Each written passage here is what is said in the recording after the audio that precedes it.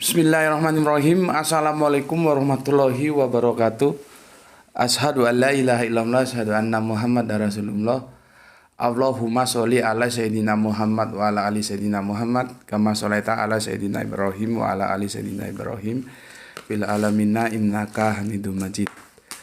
Alhamdulillah kita bersua lagi. Semoga semuanya sehat-sehat selalu sehingga kita dapat melanjutkan kajian-kajian kita. Di tempatku, nggak tahu di tempatmu, terjadi anomali ya, anomali cuaca. Biasanya di tempatku itu Juli masuk Agustus itu baru diawali Juli, Agustus itu puncaknya dingin ya. Baru nanti September itu sudah kembali normal. Ini Juli kemarin, Agustus kemarin biasa. Nah, sekarang ini dingin justru. Jadi iklim bergeser 2 bulan ya, yaitu yang bisa menjelaskan para pakar lah ya.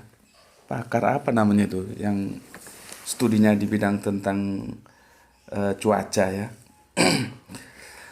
Kenapa bergeser? Ini bergeser 2 bulan ya. Ini sekarang dingin di sini ya. Pembagian ya,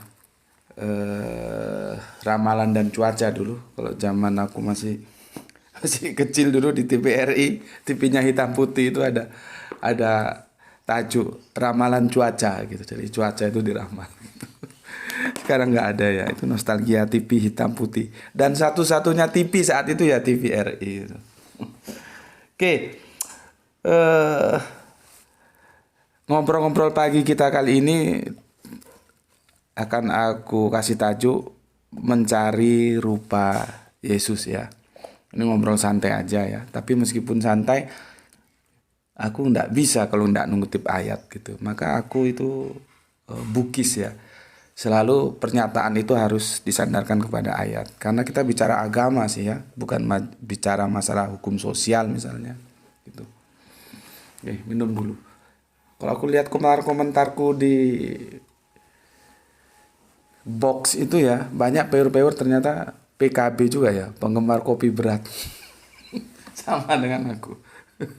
Bismillahirrahmanirrahim. Ini kopi morning ini.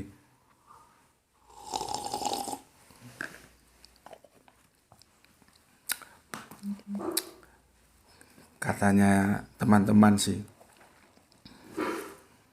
ambilin tisu deh Bapak.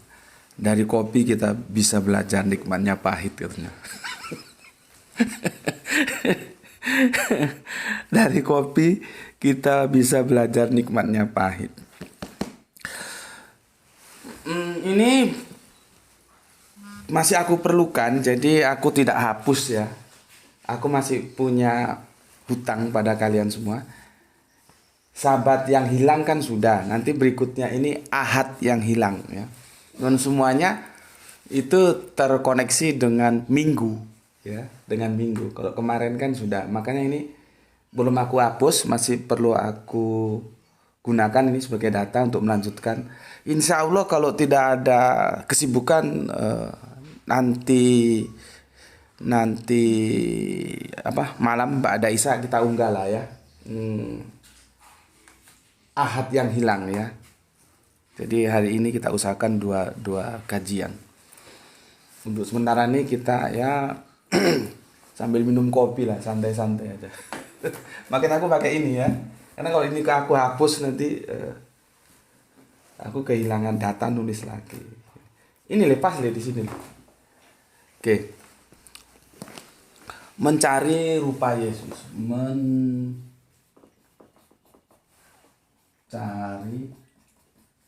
ya rupa Yesus. Rupa itu ada yang bilang wajah ya. Maka ada lagu di wajahmu kulihat bulan ya. Itu lagu nggak tahu kalian sudah lahir belum itu lagu itu. Di wajahmu kulihat bulan yang tersenyum di sudut kerlingan. Lagu lama itu, di wajahmu kulihat bulan. Oke. Oke. Aku pernah main ke temanku, tapi bukan ke rumahnya, yaitu ke rumah mbaknya gitu ya. Ke rumah mbaknya yang guru pada saat itu. Adiknya dia temanku sekolah. Dan mereka itu dari keluarga Katolik ya, keluarga Katolik. Dan jadi gitu, aku dari kecil ya sudah terbiasa dengan yang namanya pluralitas, itu biasa. Jadi berteman dengan siapapun, bersaudara, bersahabat dengan siapapun, bergaul itu biasa aku. Jadi aku tidak sesuatu yang aneh dengan pluralitas yang ada gitu. Ketika aku menuju salah satu, waktu itu tahun 84 ingatku. Nggak tahu kalian sudah lahir mungkin ya, tahun 84. 1984 maksudnya. Ketika aku menuju meja itu ada satu ndak besar fotonya, kira-kira ini masih masih besaran ini. Sedikit lagi lah ya. Dulu ada ukuran foto itu ada 5R ya. Waktu zaman kita kalau foto itu mesti dicuci filmnya itu ya. Tapi nyucinya nggak pakai rinso loh ya. Ukuran 5R lah ya. Ini. Segini nih fotonya, aku masih ingat. Dan aku tertarik foto itu karena suasana naturalnya itu beda gitu. Ketika aku mendekati foto itu, waduh langsung mbaknya temanku itu wanti-wanti ya. Wanti-wanti itu apa bahasa Jawanya? Bahasa Jawanya wanti-wanti. Aduh, mau bersin. Wanti-wanti itu apa bahasa Indonesianya, Lia? Diperingati ya. Sebetulnya kurang tepat juga diperingati. Diwanti-wanti gitu. Jangan fotonya awas jatuh gitu ya. Terus aku tanya, "Loh, kenapa? Itu fotonya Yesus." Terus, "Kenapa rupanya kalau fotonya Yesus?" "Loh, itu Yesus yang asli." Gitu dia bilang. Ya. Dari situ aku berpikir, jadi di situ ada foto keluarga, seorang bapak dengan istrinya itu. Terus di belakangnya itu ada samar-samar gitu. Sebetulnya menurutku samar-samar. Ada objek lain ya. Ya itu mungkin yang dimaksud dengan Yesus gitu. Dan foto-foto itu memang di Israel sana gitu. Kita kan sering sih itu di tempatku ini tahun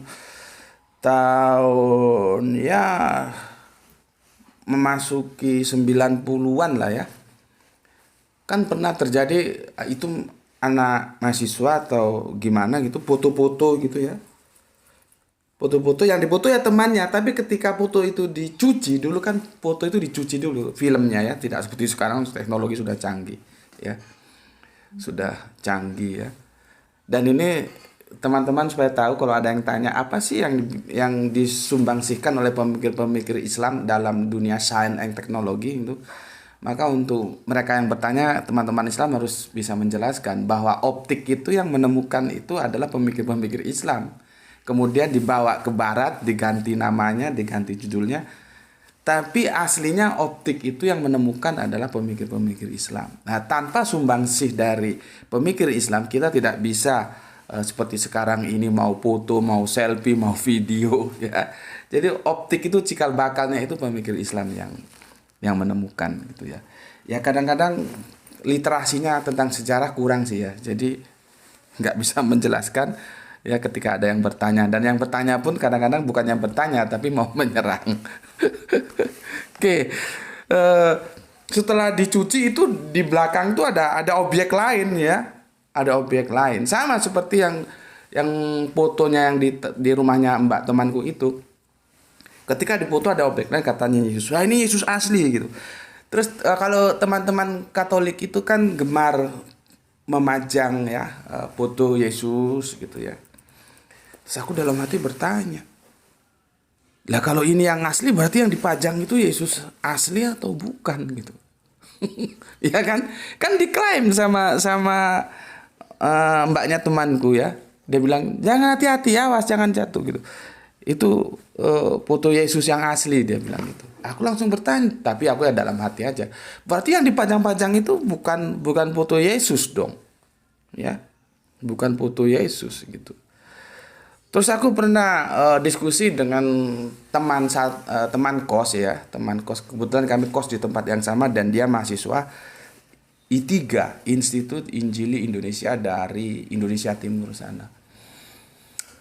Pada waktu itu ada sebuah majalah ya, majalah terkenal ya nasional tuh memuat wajah Yesus dalam perspektif Korea, Afrika, Eropa gitu ya.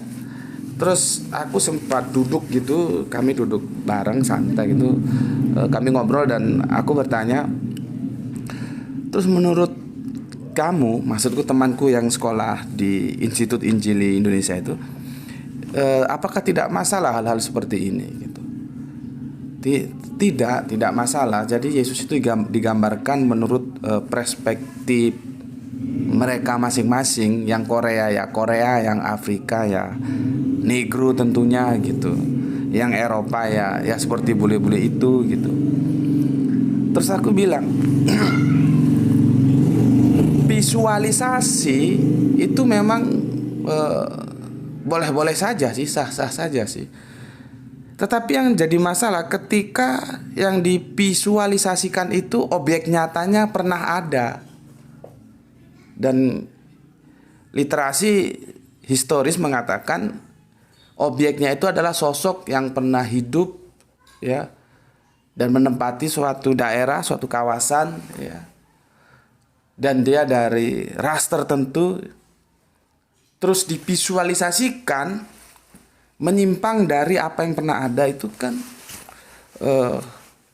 bermasalah. Artinya kan sudah nggak bener lah ya. Kalau Yesus itu katakanlah Korea terus tampilannya seperti itu, Afrika seperti itu, Eropa seperti itu, nanti Asia ya, maksudnya yang Asia Tenggara ini sudah lain lagi nanti seperti itu. Mungkin kalau di tanah Jawa nanti pakai blangkon gitu kan. Setelah itu dia menjawab, iya Pak, tidak apa-apa gitu. Ya sudah, karena menurut dia tidak apa-apa, aku ya sudah diam aja gitu. Tapi sebetulnya kalau kita pikir secara logik, sebetulnya ya bermasalah dong ya. Karena visualisasi itu bisa dilakukan, itu pun untuk objek ya, untuk makhluk.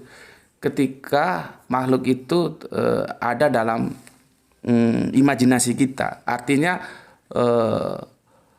faktual wujud materinya itu tidak ada, itu bisa lah ya di visualisasi, biasanya bentuk lukisan gitu kan. Kalau bentuk foto itu kan itu ada yang lukisan, ada yang foto, itu beda-beda. Itu kan bermasalah karena objek aslinya itu pernah ada gitu loh. Belum lagi kalau kita kritik lewat ras. Ini rasnya bukan Afrika, tiba-tiba ada Yesus Afrika. Ini rasnya bukan Korea, tiba-tiba ada Yesus Korea, nanti ada Yesus Indonesia yang Jawa pakai belangkon gitu kan. Gimana gitu. Ya tapi seperti itu tadi, ketika temanku bilang enggak apa-apa, itu tidak masalah gitu. Ya sudah. Ya, artinya ketika bagi teman kita tidak masalah ya biar, ya sudah kita terima aja gitu. Meskipun bukan bagi kita sih, bagi kerangka berpikir sekuler itu tetap aja bermasalah. Meskipun tidak perlu dibawa ke ranah teologis, itu bermasalah karena objeknya ada, aslinya ada gitu ya. Oke, maka judul kali ini kita mencari rupa Yesus. Ada yang bilang rupa, ada yang bilang wajah, ya itu terserah lah. Aku minum dulu. Bismillahirrahmanirrahim. Terus aku mau tanya nih. Kalau aku tanya, kamu bisa jawab nggak? Kenapa rupamu kok seperti itu? Ngomong ngaca nanti ya. Rupamu itu kok seperti itu, kenapa? Rupaku seperti ini, rupamu seperti itu. Kenapa? Ya. Terus rupamu itu jelek, rupaku ini ganteng. Hus. Nanti ada lagi yang komen, oh kok sombong amat ya gitu. Enggak begitu. Aku mau tanya, masalahnya kalau aku sombong kenapa? Rugi kamu. Kalau aku sombong kenapa rupanya? Kamu rugi. Ya. Kalau kamu rugi ya nggak usah di sini, pergi sana ya. Kalau kamu merasa rugi dengan kesombonganku, nggak usah di sini, pergi. Ya. Kemarin tadi sekilas sepertinya ada yang bilang, oh kok sombong amat gitu. Ya, aku tanya, kalau aku sombong kenapa? Merugikan kamu? Sebetulnya enggak lah ya, enggak sombong ya. Aku orangnya objektif. Minta air putih, Teo, aku panas. Keselak Bapak. Bicara apa adanya gitu ya. Seperti aku bilang kemarin. Jangan sok pinter, aku bilang, loh aku bukan sok pinter, aku memang pinter. Karena kalau aku nggak mengakui aku pinter, aku itu berarti tidak mengakui karunia Gusti Allah yang Maha Agung. Kan begitu ya. Bagaimana nggak pinter? Aku mondok nggak pernah, sekolah Alkitab nggak pernah, tapi jangan main-main sama aku kalau mau berbicara Alkitab dan Al-Quran. Silakan saja. Nah, itu bukan kesombongan sebetulnya. Makanya kalau aku ngaji di pondok pesantren dan diundang di kegiatan masyarakat gitu, kalau mereka sudah kenal aku sih, aku langsung aja bablas ke materi, aku hajar saja. Tapi kalau mereka baru pertama kali ngikuti kajianku, itu mesti aku kasih mukadimah, introduction, bahwa aku ini tidak sombong, aku ini percaya diri gitu. Masalahnya percaya diri dan sombong itu beda-beda tipis.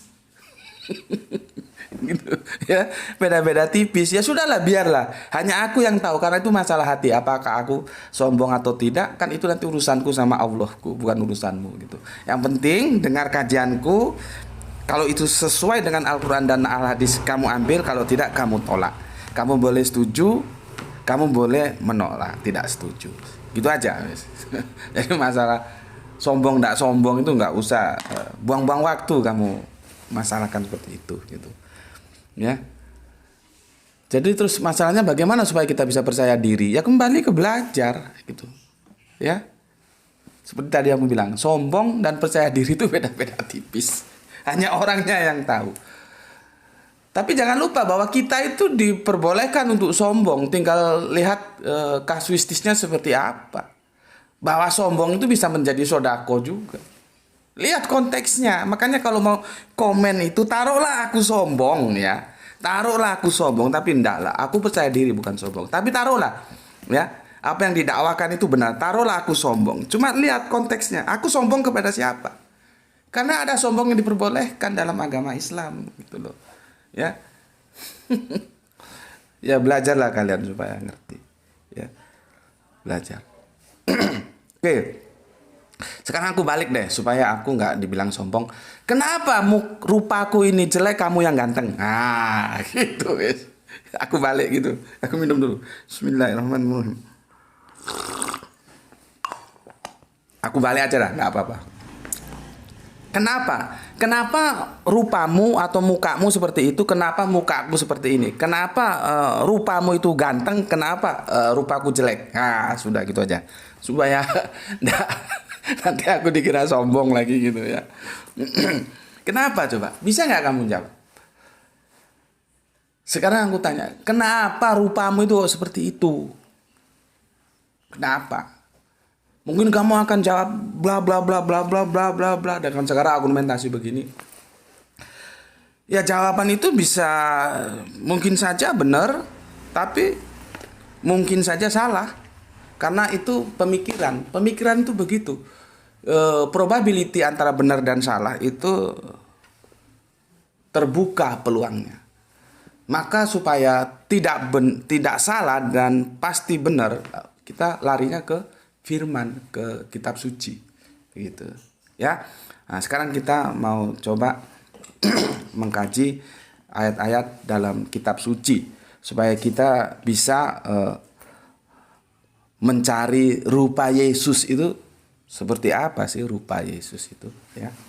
Jadi mencari rupa Yesus gitu. Nah ini kan perlunya papan tulis begini. Ayub ya 31:15. Ini Ayub. Kan ini jangan perhatikan dulu ya. Ini nanti sore insya Allah kita bahas.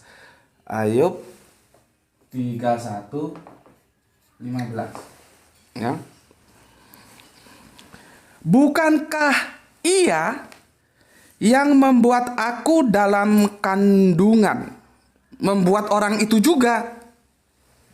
Bukankah satu juga yang membentuk kami di dalam rahim? Ingat, kandungan rahim. Ya.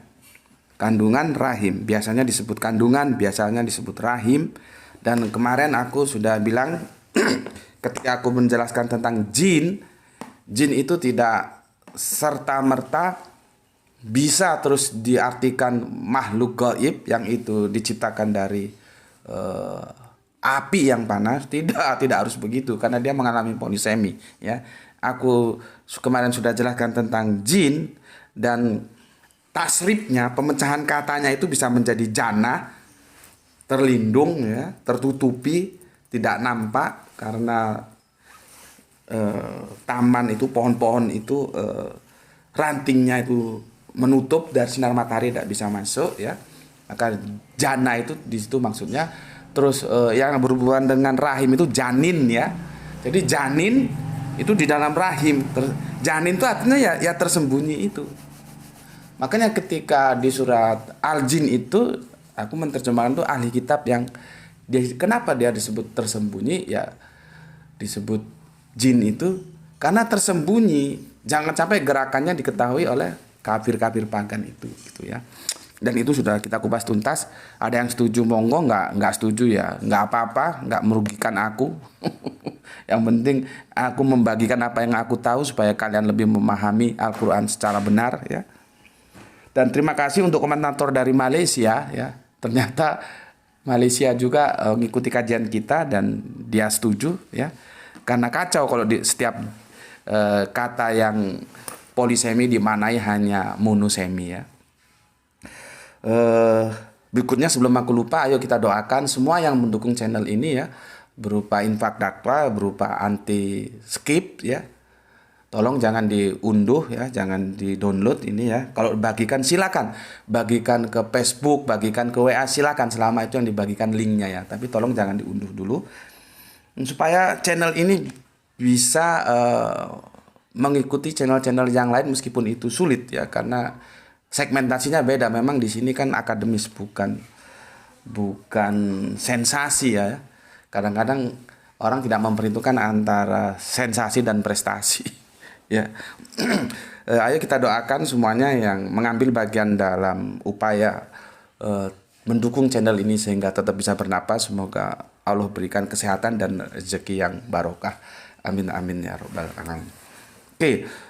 Jadi dakwah kita sudah sampai luar negeri ternyata. Kemarin yang dari Malaysia ketika aku menjelaskan tentang diksi jin itu dan dia setuju ya. Oke, terima kasih saudaraku yang ada di Malaysia. Jadi kandungan dan rahim itu menunjukkan kalau kandungan itu bisa bendanya, tapi kalau rahim itu jelas lokusnya, lokal tempatnya ya. Kalau kandungan itu bisa juga kadang-kadang sebagai kata ganti dari rahim menggunakan kandungan, tapi kadang-kadang kandungan juga bisa menunjukkan kepada apa yang ada di dalam rahim. Jadi tergantung diksinya seperti apa. Oke, aku baca lagi. Bukankah ia itu Allah yang membuat aku dalam kandungan. Jadi membuat aku dalam kandungan, membuat orang itu juga. Artinya semua kita ini dibuat dalam kandungan ya. Bukankah satu ehad, lihat ya, nanti lihat ke Ibraniunnya, ehad ya. Bukankah satu yang membentuk kami di dalam rahim. Jadi kita itu dibentuk di dalam rahim. Rahim siapa? Ya rahim ibu-ibu kita. Ya, seperti ketika aku menjelaskan bahwa jin itu tasrifnya itu janin itu tersembunyi di dalam rahim janin itu ya. Ya sekarang dengan kemajuan teknologi bisa USG ya. Tapi itu kan setelah usia berapa gitu ya. Oh ini cewek, ini cowok gitu. Sebetulnya ya nggak usah di USG lah ya, biar surprise. Tuh cewek, cowok juga itu sebuah anugerah dari Gusti Allah yang harus disyukuri. Karena apa? Bayangkan bagaimana sedihnya orang yang tidak punya keturunan, yang belum dikaruniai anak. Itu susah itu ya. Apapun kalau bisa dia bayar untuk mendapatkan keturunan gitu ya. Memang sih ada alasan-alasan tertentu kenapa biasanya anak laki itu lebih diutamakan dari perempuan, itu karena nanti penentu garis keturunan ya, seperti marga gitu ya. Itu nanti lain cerita lagi gitu. Oke, yang jelas Ayub menjelaskan ada diksi kandungan dan rahim di sanalah aku, kamu, kita semua dibentuk. Oke. Sekarang ke Matius 12:40. Matius 12:40. Oke, mumpung ingat untuk saudaraku yang mungkin sekarang lagi mengajar ya. Laiku, terima kasih ya. Bajai pasti berlalu. Saudara viewer kita ya dari Sumatera Utara sana, beliau dosen bahasa Yunani ya. Semoga sehat selalu bersama keluarga Lai ya. Jadi kalau orang Batak gitu, panggilan keakraban itu Lai. Tapi itu Batak Toba sebetulnya. Kalau Kang Mas ini Batak Karo sepertinya kalau aku lihat marganya ya. Oke, apa kata Matius? Sebab seperti Yunus tinggal di dalam perut ikan 3 hari 3 malam, demikian juga anak manusia, maksudnya Yesus tentu, akan tinggal di dalam rahim bumi 3 hari 3 malam. Rahim bumi. Perhatikan, keluar lagi diksi rahim bumi. Biasanya orang-orang mengatakan perut bumi. Ya, padahal perut itu belum tentu rahim loh ya. Paling tepat itu rahim memang. Ya, kita itu pernah berada di rahim. Ya. Kalau di perut bagian mana? Karena harus di breakdown dulu. Tapi kalau di rahim itu sudah jelas ya.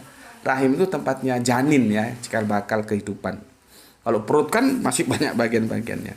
Kadang-kadang ada yang menyebut perut bumi gitu ya. Ini disebut rahim bumi. Ya, masalahnya rahim itu kok diterjemahkan ke bahasa Indonesia apa ya? Apa ya rahim itu? Ya kandungan itu. Meskipun kandungan punya 2 makna seperti tadi ya. Kalau perut nggak tepat juga. Perut ini banyak bagian-bagian di dalam. Ada rongga-rongga, ada tempat nanti tempat maam itu apa namanya? Mah ya. Lambung, ada lambung dan segala macamnya. Makanya ya sudahlah, ini tepat ini rahim aja ya. Oke, jadi rahim bumi. Sekarang kita buka Lukas 1:31 ya. Lukas 1:31. Lukas 1:31. Sesungguhnya engkau akan mengandung dan akan melahirkan seorang anak laki-laki, dan hendaklah engkau menamai dia Yesus. Meskipun original teksnya mesti bukan Yesus ya. Ini kan sudah terjemahan. Karena nama Yesus itu juga sebuah apa ya? Dia bermetamorfosa dari dari nama Ibrani ke nama yang non Ibrani ya. Yesus itu bukan nama Ibrani. Itu nama Yunani gitu ya. Ya itu nantilah kita diskusikan ya. Ini kan sudah terjemahan. Jadi sesungguhnya engkau, jadi domir engkau itu larinya kemana? Kalau kita baca ayat sebelumnya itu larinya ke Ibunda Maria ya. Sesungguhnya engkau, Ibunda Maria, akan mengandung. Ingat, diksi mengandung. Tadi di Ayub 31 kandungan. Semua itu berkonotasi terhadap sebuah tempat yang namanya rahim ya. Dan akan melahirkan seorang anak laki-laki, dan hendaklah engkau menamai dia Yesus. Jadi artinya Yesus pernah menempati rahim. Tuh loh. Yesus itu pernah menempati rahim. Bismillahirrahmanirrahim. Ya. Jadi di sini ya, Yesus itu pernah menempati rahim. Nih ya. Kalau tulisannya kurang bagus atau salah-salah ya kadang-kadang memang seperti itu. Kalau nulis buru-buru, kalau berucap kadang-kadang buru-buru saking semangatnya sering salah-salah. Yang penting kamu mengerti ya. Karena kan sudah jelas ini ada ayatnya aku tulis ya. Yesus pernah menempati rahim. Oke. Itu ada di Lukas 1:31. Artinya apa? Dari sini sudah membuka engkau kalau aku tanya, kenapa mukamu tuh seperti itu? Ya, kenapa mukamu ganteng? Kenapa mukaku jelek? Kenapa? Kenapa mukamu seperti itu? Ya, maka cari jawabannya di kitab suci ya, di Injil seperti ini ya.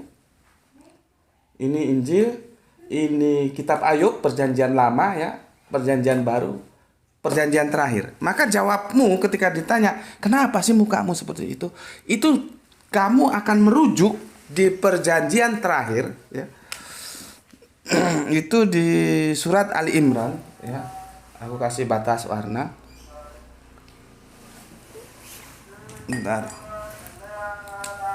Ya. Aku kasih batas. Quran surat Ali Imran surat 3 ayatnya 6 ya, ayat 6. Aku Ali Imran kemarin aku sebut surat ya, terima kasih diingatkan ya. Puslihat Puslihat apa Pusilat ya itulah apa namanya, slip tank ya.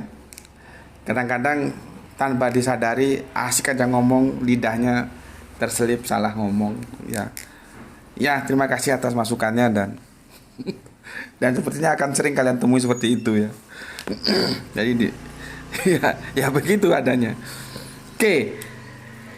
Apa yang disampaikan Quran surat Al-Imran ayat 6 begini. Dialah yang membentuk kamu dalam rahim menurut yang Dia kehendaki. Lihat ini. Jadi Al-Quran perjanjian terakhir ya, di Quran surat Ali Imran surat 3 ayat 6 itu dengan tegas mengatakan, Dia Gusti Allah Agung yang membentuk kamu dalam rahim menurut yang Dia kehendaki. Jadi mukamu seperti itu, mukaku seperti ini, itu adalah given. Given, kita hanya menerima, kita nggak bisa order, kita nggak bisa request, ya Allah jadikanlah mukaku ini seperti itu, nggak bisa, itu given, kita menerima, itu adalah takdir, ketentuan, tidak ada posisi bergaining, tidak ada posisi tawar di sana. Ya, bagaimana kamu dibentuk di dalam rahim oleh Gusti Allah Ingkang Maha Agung. Jadi kenapa mukamu seperti itu? Kenapa mukaku seperti ini? Kenapa mukamu ganteng? Kenapa mukaku jelek? Ya. Nanti kalau aku ngomong mukamu yang jelek, mukaku ganteng, ada yang komplain lagi. Waduh, sombong. Ya, dijawab. Dia, Allah yang membentuk kamu dalam rahim menurut yang Dia kehendaki. Jadi wajah kita, muka kita, rupa kita seperti ini, itu adalah bentukan Allah sesuai dengan yang Allah kehendaki. Dan kita tidak punya posisi tawar, kita mau pesan muka seperti apa. Paham di sini? Sama dengan yang di sini. Di dalam kandungan, di dalam rahim. Pembentukan itu di dalam rahim. Ya. Berikutnya di Quran surat Al-Hasyr 59 ya.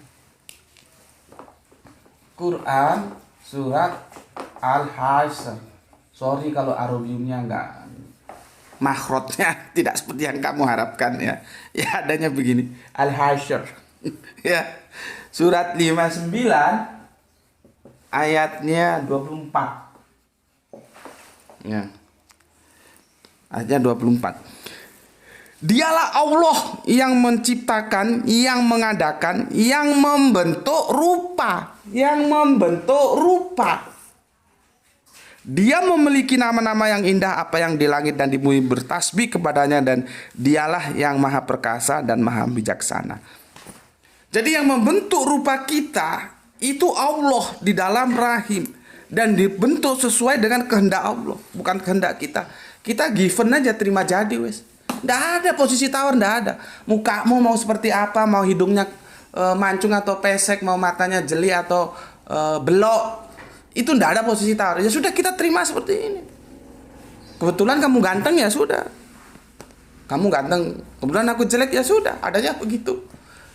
Jadi ganteng nggak perlu sombong, jelek juga nggak perlu rendah diri. Nggak ada urusannya. Orang memang begitu adanya, kita terima. Kita kan terima jadi. Dan itu karya Allah, membentuk kita, membentuk rupa kita di dalam kandungan, di dalam rahim. Jadi kenapa rupamu begitu, kenapa rupaku begini? Karena rupaku dan rupamu dibentuk begini, itu atas kehendak Allah, di dalam rahim kita dibentuk. Bukan kita yang bentuk. Mungkin ada sains teknologi dalam medis. Oh, makan misalkan kalau sedang hamil suruh makan kacang hijau, terus suruh makan kecambah supaya nanti mukanya ganteng. Ya kalau ada teknologi, ada perkembangan sains dan teknologi yang itu terkait nanti dengan dunia-dunia medis, ya silakan saja diteliti gitu. Bisa nggak kira-kira? Misalkan pengen punya anak yang hidungnya mancung terus makan cambah, atau makan kacang panjang supaya hidungnya panjang gitu. Ya. Terus jangan minum air kelapa, karena kelapa itu kan bundar, nanti hidungnya bundar seperti jambu. Ya Allah nggak melarang kalau kamu mau adakan riset seperti itu. Ya silakan saja, nanti dicari datanya, itu dicari dalam perkembangan sains dan teknologi, kan akan membantu itu nanti ya. Karena itu pasti memerlukan sains yang nanti merujuk kepada ilmu-ilmu medis. Bisa nggak itu? Kalau bisa ya kita terima, kalau nggak bisa ya nggak bisa, karena di sini sudah diklaim Allah yang membentuk gitu loh ya. Jadi kalau seorang ibu negro dan bapak negro, itu nggak mungkin anaknya nanti itu lahir dengan muka Cina, itu nggak mungkin. Aku sudah diskusikan ini dengan seseorang yang meskipun dia nggak tahu sekolahnya terus atau nggak kuliah, tapi dia cukup piawi dalam bidang genetika, ya. Ini salah satu kampus terkenal gitu. Jadi aku itu gitu loh ya. Kita itu bisa nambah pengetahuan itu juga dari teman, dengan siapa kita berteman gitu. Ya. Kalau dunia temannya dunia kampus, ya insya Allah ya adalah ilmu yang kita dapatkan gitu. Itu tadi yang aku bilang. Aku itu tidak sombong, cuman aku percaya diri. Karena apa? Karena aku belajar. Salah satu belajar itu lewat pertemanan gitu. Dan aku sudah diskusikan. Pada waktu itu aku diskusikan, kita buang pesan-pesan agama dulu, supaya sistematikanya ini jelas. Kita berbicara dalam sudut pandang sains saja dulu. Aku bilang begitu. Menurut kamu yang pakar genetika, kira-kira Allah itu bikin satu Adam atau banyak Adam? Apakah ada Adam Afrika, apakah Adam Eropa, apakah Adam Asia gitu. Dia menjawab dengan penjelasan yang menurutku bagus juga, akademis juga. Dia bilang satu, dan itu mengalami perubahan itu ya. Mutasi. Ya. Mutasi sehingga ada ras Eropa, ras Asia, ras Afrika seperti sekarang ini. Setelah itu aku diam. Terus aku tanya, berarti dari satu Adam dia bermutasi jadi berbagai banyak ras, begitu? Iya. Nah, setelah dia jawab, aku tanya lagi, kenapa mutannya kok berhenti? Seharusnya mutannya itu tetap berlanjut. Tapi faktanya mutan itu berhenti. Sekarang kita bisa lihat, orang tua yang Afrika tidak mungkin punya anak dengan konstruksi tubuh yang Eropa.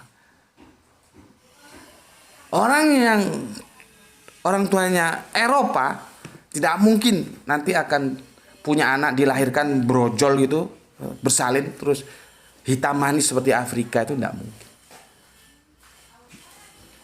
Nggak mungkin ya, orang India sana, bapaknya India, ibunya India, terus anaknya itu lahir brojol itu Cina gitu. Nggak mungkin. Artinya apa? Mutan itu berhenti. Afrika yang melahirkan Afrika, Eropa melahirkan Eropa, India melahirkan India, Cina melahirkan Cina, Nusantara Indonesia yang melahirkan Indonesia, seperti bagaimana physically orang-orang Indonesia. Itu begitu terus. Artinya mutan berhentilah. Kalau memang dulu jawabanmu karena mutan, kenapa mutannya kok sekarang berhenti? Ini yang tanya ini pakar genetika, karena dia bukan kedokteran, dia di Fakultas Dokter Hewan, tapi kan di sana juga dipelajari genetika, ya, sampai ke bagian tubuh yang terkecil itu apa sih namanya, DNA gitu. Jadi orang tuh bisa dilihat dari DNA ini keturunan ini. Akhirnya mentok, gak bisa jawab dia. Ketika aku tanya kenapa mutasinya berhenti, gak bisa jawab, gitu loh. Ya, jadi memang diskusinya menarik. Apakah Adam itu manusia pertama, itu menarik. Yang jelas untuk Islam, ya, Adam itu nabi pertama, itu kita sepakat. Tapi apakah dia manusia pertama, itu menjadi bahan diskusi yang belum tentu kita bersepakat, ya. Oke, itu hal lain. Makanya ketika kamu ditanya kenapa mukamu seperti ini, ya karena Allah membentuk mukamu seperti itu. Di mana dibentuknya? Di dalam rahim. Jawabnya di mana? Quran surat Ali Imran surat 3 surat 6, Quran surat Al-Asr surat 59, surat 24. Di sana jawabannya. Jadi muka kita seperti ini adalah given. Begitu juga Yesus. Ya. Begitu Yesus itu punya rupa, punya muka. Di mana dibentuk? Di dalam rahim. Di dalam rahimnya siapa? Ibunda Maryam. Yang bilang siapa? Lukas. Injil dalam perjanjian baru. Begitu juga di perjanjian lama. Ayub mengatakan, bukankah aku, kamu, kita semua itu dibentuk di dalam rahim. Itu masalahnya. Ya. Nah, sekarang kita sudah tahu bahwa rupa Yesus, ya, rupa Yesus itu juga dibentuk di dalam rahim. Nah, gitu loh, ya. Jadi bagaimana sebetulnya rupa Yesus yang asli? Apakah seperti yang dalam gambar-gambar itu? Tentunya tidak. Tidak. Apalagi itu hasil fotografer. Lah memangnya teknologi optik seperti aku bilang tadi diketemukan tahun berapa? Yesus itu abad pertama Masehi. Yang paling mungkin itu lukisan. Kalau fotografer itu kita lihat seperti pemain sepak bola, itu bukan Yesus itu. Ya. Itu pemain sepak bola kan kita ganteng, matanya kadang-kadang biru, kulitnya juga kulit Eropa. Itu lebih dekat, rasnya itu bukan ras Israel, lebih ke Eropa. Kalau Israel itu kan mendekati Asia tapi yang putih, ya, rasnya lain. Jadi sebetulnya kalau kita selidiki, lebih memungkinkan itu yang lukisan. Yang lukisan daripada yang hasil fotografer seperti wujud manusia benar. Masalahnya kalau ada lukisan itu dibuat siapa dan dia melukis dari mana? Kalau dia melukis dari imajinasinya, ya enggak boleh dong. Karena ada original materialnya, ada original material. Yesus itu pernah ada, dan dia lahir hidup di ruang dan waktu tertentu seperti kita ini. Terus mau diimajinasikan, kan ya enggak boleh. Kamu imajinasikan misalkan hidungnya mancung banget, padahal dia nggak mancung banget kan. Jadi, tetapi bagaimanapun antara fotografer dan lukis itu yang paling memungkinkan lukis. Cuman yang jadi masalah, yang melukis itu siapa, dilukis tahun berapa, atas dasar apa dia melukis? Kan harus ada wujud aslinya. Kalau lukisan itu berdasarkan imajinasi, itu tetap saja bagiku bermasalah. Meskipun bagi teman-teman Kristen mungkin tidak bermasalah, ya kita hormati. Gitu ya. Tetapi sebetulnya mencari rupa Yesus itu ada dalam bahasa metafora. Yang aku mau ajak kalian berpikir. Makanya aku itu menawarkan pemikiran. Kalau yang sebut-sebut gini ada yang salah-salah dikit, lisanul arabiannya salah, ya itu sebuah kelemahan dari aku. Tapi kan kamu bisa membenarkan, ya sudah kamu benarkan kalau salah. Ya, karena di sini tidak akan kamu temukan seorang Gus Beti bisa mengucap lisanul Arabiyyun itu secara bagus itu enggak bisa. Ya, enggak bisa ya. Yang aku tahu kan kerangka berpikir. Ya, kerangka berpikir. Maksudku, kita akan mencari rupa Yesus. Nanti kita tentukan, ini rupa ini adalah metafor, bukan harafiah. Maksudku adalah, apakah Yesus itu dalam rupa ilahi atau insani? Itu loh. Ngerti kamu? Tingkat tinggi ini, kalau otak-otak setengah main aja sulit mengikuti kajian ini. Ini menguras pemikiran, seperti kata teman kita itu ya. Memang di sini menguras pemikiran. Ya, rupa Yesus itu akan kita pandang sebagai yang ilahi atau sebagai yang insani. Ini masalahnya. Gitu loh. Paham ya? Rupa. Apakah rupa Yesus itu ilahi atau insani? Disinilah perdebatan itu yang kelas di antara teman-teman Kristen dan Islam, khususnya teman Kristen yang Tritunggal dan yang Oneness, kalau yang tauhid enggak ya. Di sini antara Islam dan Kristen keras. Karena apa? Islam bersikuku bahwa rupa Yesus itu ada dalam domain insani, bukan ilahi. Karena apa? Karena Yesus pernah menempati suatu tempat yang namanya rahim. Rahimnya siapa? Rahimnya Ibunda Maryam. Sesuatu yang pernah menempati rahim pasti dia insani, bukan ilahi. Ya. Ya. Sesuatu yang pernah menempati rahim bisa dipastikan dia insani, bukan ilahi. Ya. Jadi dari sini teman-teman Kristen supaya bisa mengerti dan teman-teman Islam juga bisa mengerti. Jadi kalau teman-teman Islam melihat teman-teman Kristen bersikuku bahwa Yesus itu ada dalam rupa ilahi, ya sudah, silahkan saja ya. Karena mereka masuk ke dalam dogma. Kalau di dalam Alkitabiah ndak ono. Dalam Alkitabiah Yesus tetap masuk dalam domain lintasan insani. Dalam dogma Yesus itu menjadi ilahi, ya. Oke, dan teman-teman Kristen juga harus mengerti kenapa teman-teman Islam bersikukuh bahwa Yesus itu harus ditempatkan dalam domain insani, bukan yang ilahi. Karena ini loh, Yesus itu pernah masuk di sini, pernah hidup di sini, pernah tinggal di sini, di dalam rahim ini. Apapun dia, kalau dia pernah tinggal di dalam rahim, dia itu insani, tidak mungkin yang ilahi. Oke, itu kajian dari aku ya. Aku tawarkan kepada kalian semua ya. Itulah yang aku maksud mencari rupa Yesus. Karena ketika kita salah menentukan rupa Yesus, maka keblangsak kita. Keblangsak. Ini hubungannya akidah nanti. Dia rupa insani atau rupa ilahi, gitu ya. Oke, semoga kalian semua dapat menemukan rupa Yesus yang sejati, yang sebagaimana kitab suci katakan. Sampai ketemu lagi. Bismillahirrahmanirrahim. Alhamdulillahirabbil alamin.